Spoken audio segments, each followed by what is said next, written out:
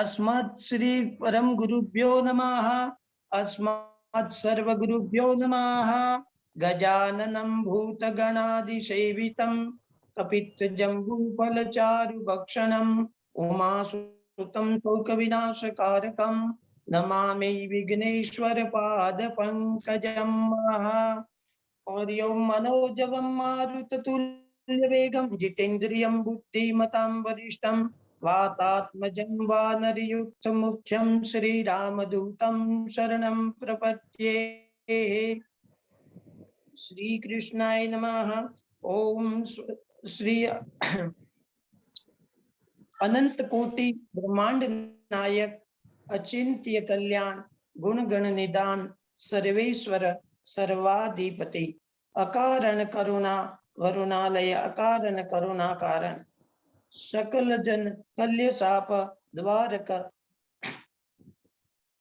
द्वारक परात पर ब्रह्म अनंत कोटि कंदर्प दर्प दलन पटियान निर्गुण निराकार सगुण साकार जगदेक बंधु करुणेक सिंधु सच्चिदानंद घन परमात्मा श्री राधा कृष्ण के चरणों में इस दास का बारंबार प्रणाम है। और हमारे जो जूम के माध्यम से जुड़े हुए समस्त भगवत भक्तगण एवं सहपाठी मित्रों एवं बंधु बांधवों को मेरी तरफ से कोटि कोटि प्रणाम। गुरु जी के चरणों में बारंबार प्रणाम है।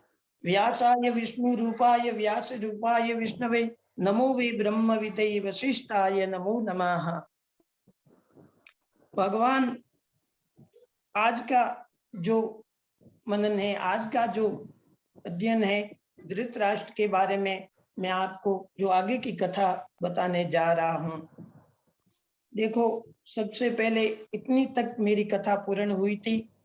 भगवान श्री कृष्ण जब कौरवों के यहाँ शांति दूत बन करके गए थे और दुर्योधन को बहुत समझाया, लेकिन दुर्योधन ने श्री कृष्ण की एक भी बात नहीं मानी। और कृष्ण जब भगवान श्री कृष्ण ने उस दुर्योधन ने एक भी बात नहीं मानी तो कृष्ण को बहुत क्रोध आया और दुर्योधन ने कहा मेरे घर पे मेरे यहाँ आकर के मेरे को ही उपदेश देने लगे ग्वाले। इसलिए उसने अपने सैनिकों से कहा कि जाओ इसको बंदी बना लो, अभी का अभी इसको बंदी बना लो। जैसे ही कौरव भगवान श्री कृष्ण को बंदी बनाने लगे, उसी समय भगवान श्री कृष्ण ने अपना विराट रूप दिखाया। उस विराट रूप को देख करके कौरव के सैनिक वहां से भाग खड़े हुए। भगवान श्री कृष्ण ने दुर्योधन के मेवा मिष्टान का त्याग किया। ये त्याग क्यों किया था? भगवान श्री कृष्ण ने दुर्योधन के यहाँ मेवा मिष्टान का त्याग क्यों किया? क्योंकि दुर्योधन ने कहा था रसोइयों से कि आप ऐसी रसोई बनाना, ऐसी मेवा मिष्टान बनाना कभी भगवान ने देखी तक ना हो। भगवान श्री कृष्ण कहते हैं मैं तो भाव का भूखा हूं। भगवान श्री कृष्ण अपने काका जी विदुर के यहाँ वहां से भोजन करने के लिए चले गए। वहां क्या होता है, विदुर जी घर पे नहीं थे और विदुरानी अकेली घर पे थी और भगवान श्री कृष्ण का भजन कर रही। जहां भगवान श्री कृष्ण का भजन होता है वहां भगवान भोजन करने के लिए अवश्य जाते हैं। बोलो कैसा सुंदर वातावरण है। और भजन करने के लिए वो जैसे ही भगवान श्री कृष्ण का भजन कर रही थी, श्री कृष्ण गोविंद हरे मुरारे हे नाथ नारायण वासुदेवा हे नाथ नारायण वासुदेवा हे नाथ नारायण वासुदेवा हे नाथ नारायण वासुदेवा श्री कृष्ण गोविंद हरे मुरारे हे नाथ नारायण वासुदेवा हरि बोल, हरि बोल, हरि हरि बोल। मुकुंद माधव गोपाल बोल, मुकुंद माधव गोपाल बोल। श्री कृष्ण व माधव गोपाल बोल, श्री कृष्ण व माधव गोपाल बोल, श्री कृष्ण व माधव गोपाल बोल। विदुरानी भगवान श्री कृष्ण के भजन में लीन थी। उसी समय भगवत जहां भगवान श्री कृष्ण का भजन होने लगा, भगवान स्वयं कृष्ण उसके घर में भोजन करने के लिए आए। जहां भजन होता है वहां भगवान स्वयं भोजन करने के लिए आते हैं। अब विदुरानी घर में अकेली थी। भगवान जैसे ही विदुर जी के घर में आए तो विदुरानी ने कृष्ण को देखा और एक टक देखती रह गई। उसमें भाव विभोर हो गई, इतनी भावुक हो गई। और भगवान इतने में तो विदुर जी आए और कहा, अरे इस तरह से क्या देखती हो विदुरानी, आप भगवान को अंदर ले जाइए, उसका आदर सत्कार कीजिए। विदुरानी अंदर गई। खाट को सीधा बिछाना था, उसकी जगह खाट को उल्टा बिछा दिया। भगवान उल्टे खाट पे जाके बैठ गई और केले को खिलाना था, उसकी जगह केले के छिलकों को खिलाने लगी। विदुर जी ने कहा, तुम पागल हो गई हो, तुम बावरी हो गई हो, तुम सब उल्टे काम करती हो। विदुरानी भगवान श्री कृष्ण ने कहा, ठहर जाइए विदुर जी, ये सब उल्टे काम नहीं है, ये मेरे लिए सीधे हैं। भगवान के लिए उल्टे नहीं है, भगवान के लिए सीधे हैं। देखो, भजन और भोजन हमारे जीवन के अंदर शरीर के लिए ये दो वस्तुएं अति आवश्यक है। भोजन से शरीर की तृप्ति होती है और भजन से आत्मा की तृप्ति होती है। लेकिन हम भोजन करते हैं तो शरीर तृप्त होता है, लेकिन हमारे अंदर जो आत्मा है वो अभी तक अतृप्त है और आत्मा कहती है भजन करो, भजन करो, भजन करो। भोजनम च प्रिय भजनम और भजनम च प्रिय भोजनम, ये शरीर में हमारे शरीर के लिए दो आवश्यक है चीजें, इसलिए भोजन और भजन दोनों ही करना चाहिए। उसके बाद भगवान श्री कृष्ण और विदुर जी ने भगवान श्री कृष्ण के पैर धोए और पैर धोने के बाद में उत्तम भोजन करवाया। उत्तम भोजन करने के बाद में भगवान ने श्री कृष्ण ने विदुर जी और विदुरानी को निष्काम भक्ति का उपदेश दिया। ये निष्काम भक्ति क्या है? जिस भक्ति में कोई कामना न हो, सकाम और निष्काम। हम जब भक्ति करते हैं तो निष्काम भक्ति करनी चाहिए, सकाम भक्ति नहीं करनी चाहिए। सकाम भक्ति क्या है? जब हम भक्ति करने में बैठते हैं तो कोई तो धन मांगते हैं, कोई पुत्र मांगते हैं और कोई विद्या मांगते हैं। भगवान कहते हैं जो भी चीज आप मांगते हो और मैं उसको स्वतः दे देता हूं, तभी तक हमारी भक्ति वहां तक पूर्ण हो जाती है, क्योंकि हमने मांग लिया। मांगो मत, भगवान सब समझते हैं।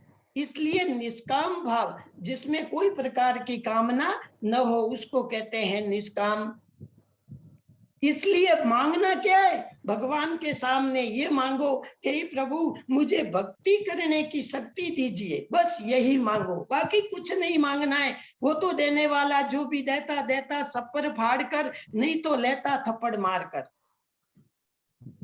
वो देता, वो देने वाला है, सब कुछ समझता है, आदि मध्य अंत से रहित है, उसको सब घट घट की बात सब मालूम है। इसलिए मांगो मत, मांगो तो ये मांगो कि प्रभु मुझे भक्ति करने की शक्ति दीजिए, मेरे में भक्ति करने की शक्ति हो, बस यही प्रभु के सामने मांगी, बाकी कुछ नहीं मांगना चाहिए। इसके बारे में भगवान श्री कृष्ण ने विदुर जी और विदुरानी को उपदेश दिया। उसके बाद में भगवान स्वयं श्री कृष्ण विराट राजा के यहाँ चले गए और उसके बाद में विदुर जी का प्रसंग आता है।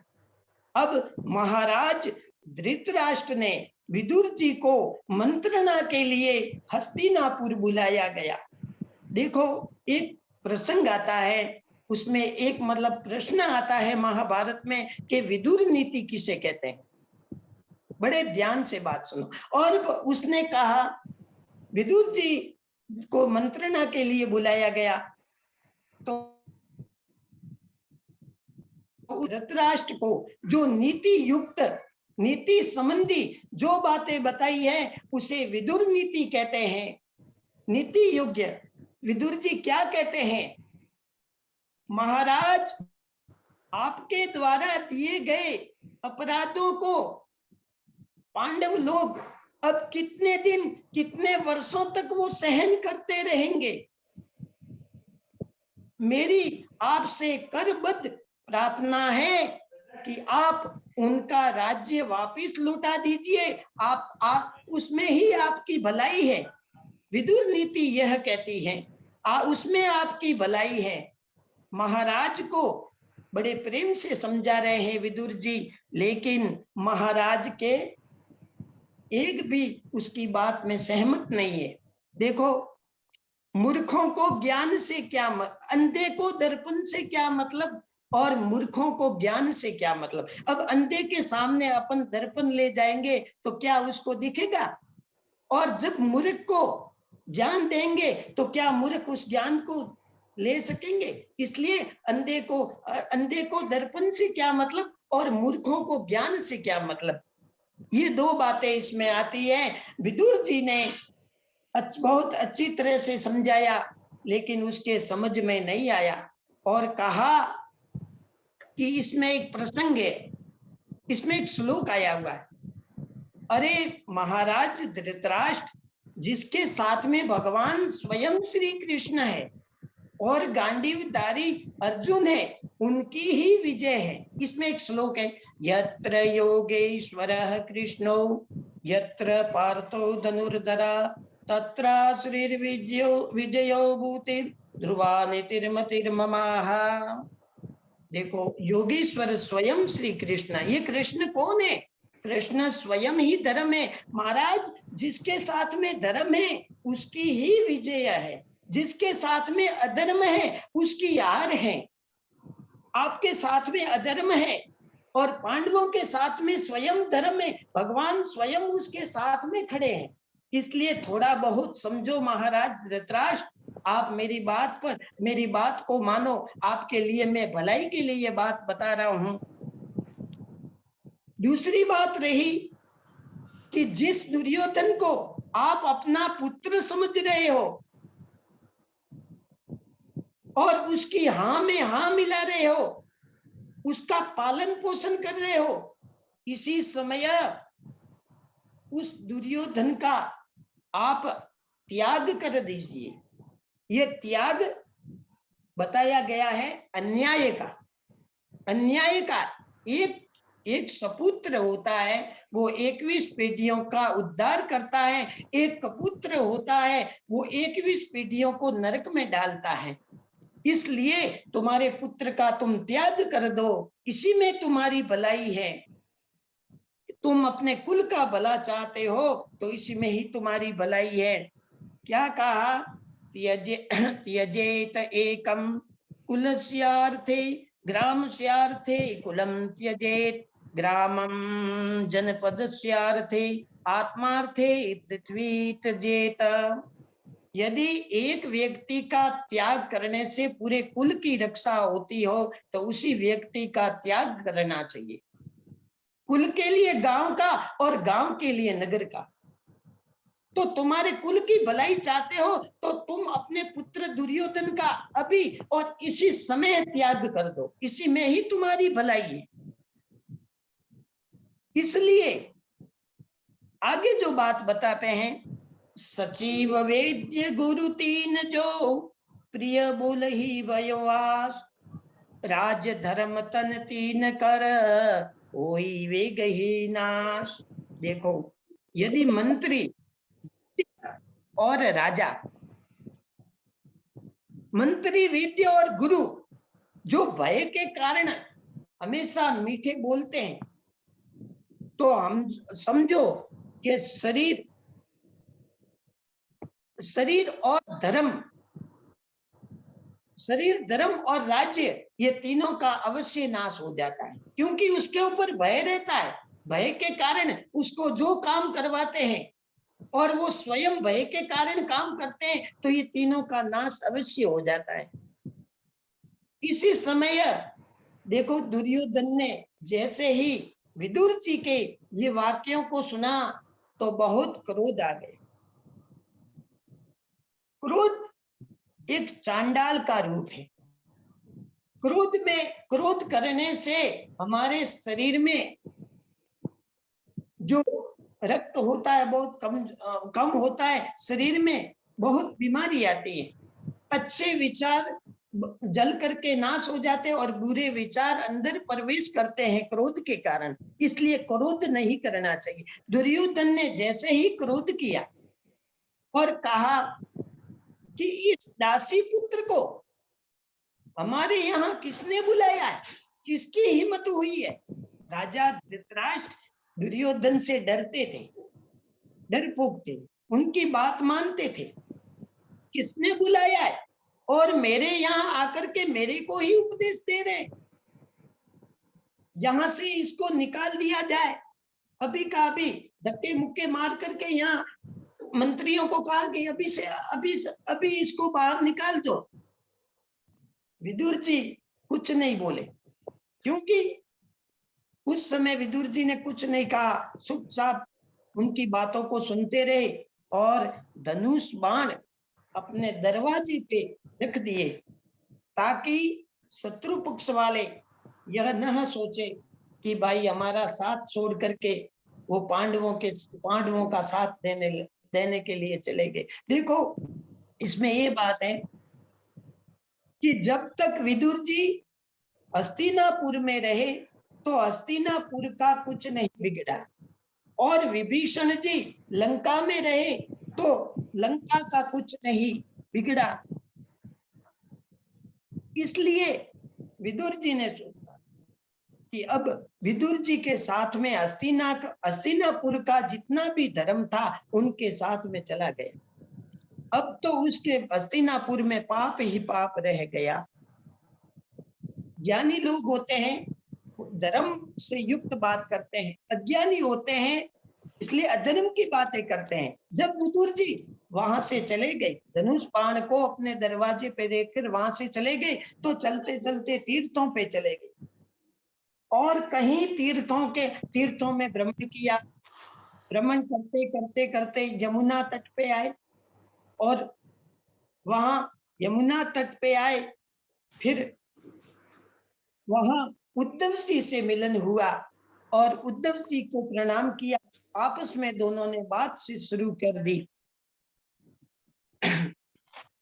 और उसने उद्धव जी से भगवान श्री कृष्ण के बारे में पूछा कि सब कुशलता पूर्वक भगवान श्री कृष्ण के बारे में पूरा परिचय लिया कि भगवान श्री कृष्ण क्या कर रहे हैं, सभी द्वारिका वासी क्या कर रहे हैं। उसने पूरे परिवार की हालचाल पूछी। तो उद्धव जी कुछ मिनट तक, कुछ ही देर तक तो चुप रहे, तो कुछ नहीं बोले। अपनी छाती भर गई, हृदय भर गया। क्या बताऊं विदुर, भगवान श्री कृष्ण रूपी सूर्य छुप जाने से अब मैं द्वारिका वासियों का क्या हाल चाल बताऊं। दुर्भगो बलम लोकय यदवो नितरामपि ये संवत्सन्तो न विदुर हरि मीना इवो कुमम। विदुर जी, ये लोग भाग्यहीन है। और उसने यदुवंशियों तो नितांत अभागे, यदुवंशी तो और भी अभागे, जो भगवान श्री कृष्ण के पास में रहते हुए भी उसको पहचान नहीं सके। अमृत, इसलिए भगवान कहते हैं उनके वियोग में सैन इसलिए उसके पीछे पीछे प्रभाव क्षेत्र में गया, मैं उनके पीछे पीछे प्रभाव क्षेत्र में गया। उन्होंने सृष्टि आदि में नाभि कमल पर मैं वहां से चला गया और भगवान जब सृष्टि आदि नाभि कमल पर बैठे हुए ब्रह्मा जी को भगवती भागवत रूपी ज्ञान प्रदान कर रहे थे ब्रह्मा जी भगवती को, वही ज्ञान मुझे भी प्रदान हुआ। विदुर जी ने कहा, उद्धव जी, यदि मैं इस भागवत का श्रवण का अधिकारी हूँ तो मुझे भी आप भागवत कथा सुनाइए। उद्धव जी ने कहा, विदुर जी, जब भगवान की कृष्ण मुझे उपदेश दे रहे थे उस समय मेरे साथ मैत्री जी भी वहां से भागवत उन्होंने भी सुनी और भागवत कृष्ण ने मैत्री जी को आज्ञा दी, जब मेरा भक्त विदुर आए तो उन्हें आप यह श्री भागवत कथा अवश्य सुनाना।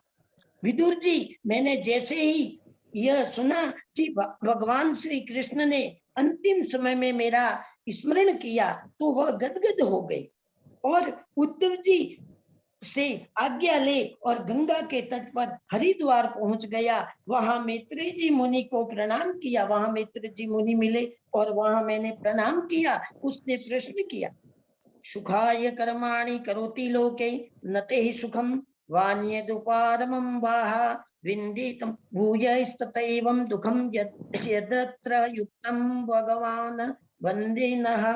मुनिवर, संसारी प्राणी सुख की प्राप्ति के लिए ही कर्म करते हैं। संसारी जो प्राणी है वो सुख की प्राप्ति के लिए कर्म करते हैं, परंतु उन्हें सुख नहीं मिलता, सुख के स्थान पर दुख बढ़ जाता है। इस सुख दुख का तो जोड़ा है संसार में, सुख के बाद में दुख और दुख के बाद में सुख, ये तो निरंतर चलता रहता है। इसके विषय में क्या कहना चाहिए? मैंने मुनियों से कहा, हुजूर जी, अपने लोक में मंगल के लिए बहुत ही उत्तम प्रश्न पूछा आपने, इस मंगल कामना के लिए बहुत अच्छा प्रश्न पूछा है। कोई तन दुखी, कोई मन दुखी, कोई धन बिन रहत उदास, थोड़े थोड़े सब दुखी सुखी राम के दास। कोई शरीर से दुखी है, कोई मन से दुखी है, कोई धन से दुखी है, कोई धन बिन रहत उदास, थोड़े थोड़े सब दुखी है, लेकिन सुखी कौन है? भगवान श्री राम के दास है।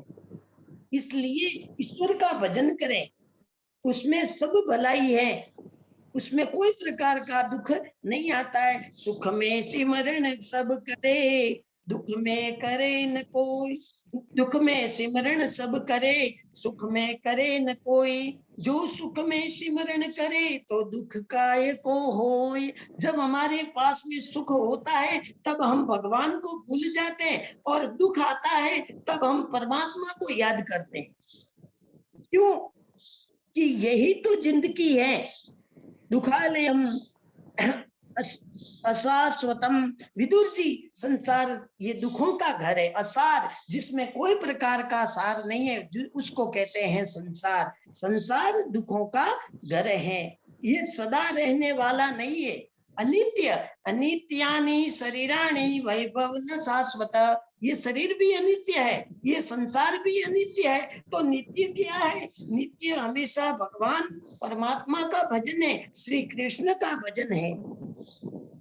इसलिए ये अज्ञान से ही संसार में जन्म होता है और वापस मरते हैं, संसार में जन्म होता है और वापस चले जाते हैं। जन्म मरण का चक्र अज्ञानता के कारण होता है। ये जो आगे जो नरकों का जो विवरण बताया गया है, और इस प्रकार से नरकों में लोग जो अपन पाप कर्म करते हैं तो जीव नरक में जाता है, और अच्छा कर्म करते हैं तो उसकी सदगति होती है। इसलिए ब्रह्मा जी चिंतन करें। देखो, चिंता और चिंतन दो प्रकार इसमें बताया। चिंता किसको कहते हैं और चिंतन किसको कहते हैं? चिंता से एक बिंदी हटा दो तो हो गई चिता।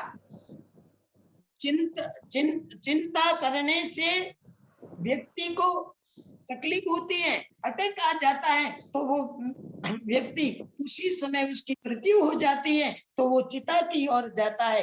और चिंतन करने से सारी चिंताओं का नाश हो जाता है। ठाकुर जी का चिंतन करना चाहिए। अगर चिंता आ जाए और कोई भी प्रकार चिंता आने पर चिंतन करना चाहिए, ताकि सारी चिंताओं का नाश हो जाता है। सृष्टि ब्रह्मा जी को बहुत इसलिए सनातन और सनत कुमार ये चार सनत कुमार ये चार निवृत्त परायण मुनि उत्पन्न हुए और ब्रह्मा जी ने जब इन्हें सृष्टि करने की आज्ञा दी, तो ब्रह्मा जी से सबसे पहले मानस पुत्र हुए सनत कुमार, उसको कहा कि आप सृष्टि की उत्पत्ति करो, सृष्टि का निर्माण करो। तो उसे क्रोध आ गए, उसने कहा कि हम तो भजन करेंगे। जब उसने अपने पिताजी की बात नहीं मानी तो ब्रह्मा जी को क्रोध आ गया और उसके भ्रुकुटी में से और पिताजी भ्रुकुटी में क्रोध आ गया और क्रोध के इस भ्रुकुटी के मध्य में से एक नील में उत्पन्न हो गया, उसको कहते हैं रुद्र। रुद्र प्रकट हो गया और रो रो करके कहने लगा, पिताजी मेरा नाम बताइए, मुझे काम बताइए, मेरा नाम क्या है, मेरा काम क्या है। ब्रह्मा जी ने कहा, तुम उत्पन्न होते ही फूट फूट कर रोने लगे, इसलिए प्रजा तुम्हें रुद्र के नाम से पुकारेगी, इसलिए तुम्हारा नाम ही रुद्र होगा। इसके अलावा मनु महीनस और महान शिव हरित ध्वज अग्ररेता भवकाल वामदेव और दीक्षा इन रुद्राणियों को ग्रहण कर सृष्टि करो। इतने सारे साथ में लेकर के इसकी सृष्टि करो। ब्रह्मा जी ने इस प्रकार आज्ञा देने पर भगवान रुद्र ने अपने समान अग्रभूत आदि की सृष्टि करने लगे और आदि की सृष्टि करने लगे। ब्रह्मा जी ने इस प्रकार की सृष्टि को देखा तो कहने लगे, अलम प्रजा भी सृष्टा भी, बस करो, सृष्टि करना बंद कर दो, आगे विस्तारो। भगवान रुद्र ने कहा, क्या करें? ब्रह्मा जी ने आज्ञा दी है, तप आतिष्ठम भद्रम ते सर्वभूत सुखावहम, समस्त प्राणियों के सुख पहुंचाने के लिए ये तप करो। वो ये तप तो है, सबसे बड़ी तपस्या करो, तपस्या से ही सब कुछ सफलता होगी। इसलिए भगवान शंकर ने कैलाश पर्वत पर जाकर के वट वृक्ष के नीचे बैठ करके तप किया। इसके बाद में ब्रह्मा जी ने मरीचि, अत्रि, अंगिरा, पुलस्त्य और क्रतु, वशिष्ठ, दक्ष और नारद इन 10 मानस पुत्रों को उत्पन्न किया। अपनी छाया से कदर्म ऋषि को उत्पन्न किया। इसमें जब जगत की सृष्टि का विस्तार नहीं हुआ, इनसे जगत की सृष्टि का आगे विचार नहीं हुआ, तो ब्रह्मा जी भगवान का चिंतन करने लगे। उसी समय भगवान उनके शरीर से 2 भाग हो गए, जिसमें से स्त्री पुरुष का जोड़ा उत्पन्न हुआ। ब्रह्मा जी के नाभि में से स्त्री पुरुष का जोड़ा प्रकट हुआ। उनमें से जो पुरुष थे वह सार्वभौम सम्राट स्वयं भूमनु और जो स्त्री थी वह महारानी शतरूपा हुई और दोनों हुए वहां प्रकट। हाथ जोड़कर ब्रह्मा जी से प्रणाम किया और कहा, त्वमेकः सर्वभूतानां जन्म कृदः जतिदः पिता अथापि नः प्रजानां ते शुश्रूषा केन वा भवेत। आप प्राणियों को जन्म तथा आजीविका देने वाले पिता हो। हे ब्रह्मा जी, आज्ञा करिए, हम आपकी क्या सेवा कर सके, आप मुझे आज्ञा दीजिए, सेवा करने की मुझे आज्ञा दीजिए। बेटा मनु, तुम अपने ही समान गुणवान संतान एक उत्पन्न करो, धर्म पूर्वक पृथ्वी का पालन करो और भगवान श्री हरि की आराधना करो। मनु जी ने कहा, पिताजी मैं आपकी आज्ञा का पालन अवश्य करूंगा, परंतु आप प्रजा के रहने के लिए स्थान बताइए, ये प्रजा कहाँ रहेगी, पहले तो उसके लिए स्थान तो बताइए, मैं तप के लिए स्थान तो बताइए। इस समय जीवों का निवास भूता पृथ्वी प्रलय के जल में मग्न है, वो पृथ्वी जल में डूबी हुई है, इसलिए उसका उद्धार करो, आप उसका उद्धार करो। उसके बाद में स्वयं भूमनु ने इस प्रकार ब्रह्मा जी को कहने पर ब्रह्मा जी विचार करने लगे और पृथ्वी का उद्धार करने के लिए किस प्रकार से पृथ्वी का उद्धार होगा। उसी समय उसकी नासिका के अंगुष्ठ मात्र से वराह रूपा एक वराह शिशु निकला, जो देखते ही हाथी के समान बड़ा हो गया, बड़ी बड़ी डाढ़े, बड़ा बड़ा मुख हो गया। उतने में उसने उस नदी में छलांग लगा दिया। हिरण्याक्ष और हिरण्यकश्यप दो भाई थे। हिरण्याक्ष ने इस पृथ्वी का अपहरण करके जल में ले गया था, और जल में जैसे ही भगवान ने छलांग लगाई, 1000 वर्ष तक, कई वर्षों तक हिरण्याक्ष के साथ में भगवान श्री का वराह रूप, वराह भगवान का उसके साथ में युद्ध हुआ। और उसके बाद में उस पृथ्वी को वहां से सुधा करके पृथ्वी लोक पे वहां पृथ्वी को अपने स्थान पर स्थापित कर दिया। और अपने स्थान पर स्थापित करने के बाद में विदुर जी कहते हैं, मित्र जी मुनि, हिरण्याक्ष कौन था? ये हिरण्याक्ष है कौन? वराह भगवान के साथ में इसकी मुठभेड़ क्यों हुई, किस कारण से हुई? दाक्षायणी कश्यपम पतितम अपत्य कामा शर्म के संध्यायाम ऋचयार्दिता। विदुर जी, एक बार दक्ष नंदिनी दिति सायकाल का समय, देखो भोजन नहीं करना चाहिए। सायकाल का समय भगवान के भजन के लिए दिया हुआ है, इसलिए उसी समय घर का कोई काम नहीं करना चाहिए। जो करने योग्य है वही करना चाहिए, बिना कोई काम नहीं करना चाहिए। अपने कश्यप के पास आई, अपने पति कश्यप के पास आई और पुत्र की प्राप्ति इच्छा से प्रार्थना करने लगी। महर्षि कश्यप ने कहा, देवी दिति, मैं तुमकी इच्छा को अवश्य पूर्ण करूंगा, परंतु कुछ देर ठहर जाओ, क्योंकि यह समय सायकाल का है, भजन करने का है, परमात्मा का नाम लेने का है। इसलिए ये सुंदरा, जिसमें भूत भावना भगवान शंकर अपने गण भूतादिकों के साथ यहाँ विचरण करते, भगवान स्वयं शिव अपने भूत गणों के साथ में इस पृथ्वी पे विचरण करते हैं। इसी समय सत्संग करने का टाइम है, इसी समय यहाँ से आप चली जाओ।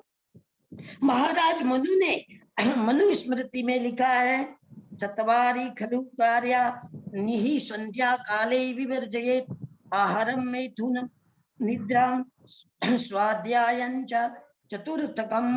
शाम के समय न तो भोजन करना चाहिए, न स्त्री प्रसंग करना चाहिए, न सोना चाहिए, न पढ़ना चाहिए, ये कार्य कभी नहीं करना चाहिए। सायकाल में तो क्या करना चाहिए? परमात्मा का भजन करना चाहिए।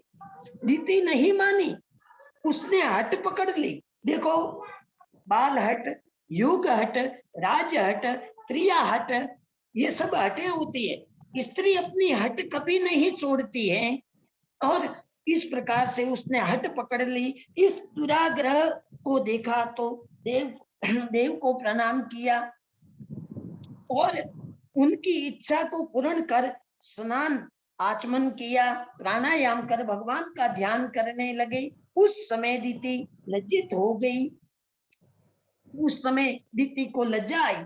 इसी समय मैंने ये क्या कर दिया, और महर्षि कश्यप के पास गई और कहने लगी, स्वामी आप मेरे अपराध को क्षमा कर दीजिए, मैं मेरे अपराध को क्षमा कीजिए। त्राहि माम शरणागत भक्त वत्सलम, मैं आपकी शरण में आई हूँ, मेरी रक्षा कीजिए, मेरी रक्षा कीजिए, मुझे ऐसा वरदान दीजिए मेरा गर्भ नष्ट ना हो।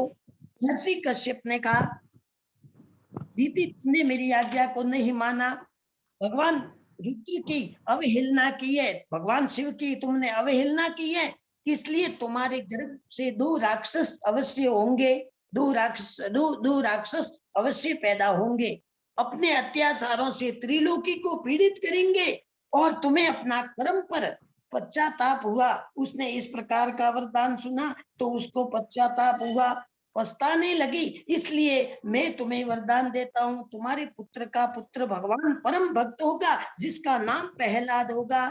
ऋषि मुनि सभी उसकी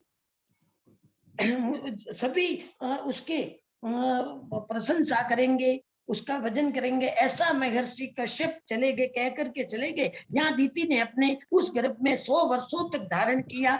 उस गर्भ के तेज से सूर्य आदि ग्रहों और इंद्र आदि लोकपालों का तेज क्षीण हो गया, धीरे धीरे क्षीण होता गया, क्योंकि राक्षस राज लोग उस गर्भ में जन्म ले रहे हैं। सभी देवता ब्रह्मा जी के पास में गए और ब्रह्मा जी की चरण पकड़ने लगे और कहने लगे, अरे ब्रह्म, कहने लगे ब्रह्मदेव, हमारा तेज क्षीण हो रहा है, इसका क्या कारण है?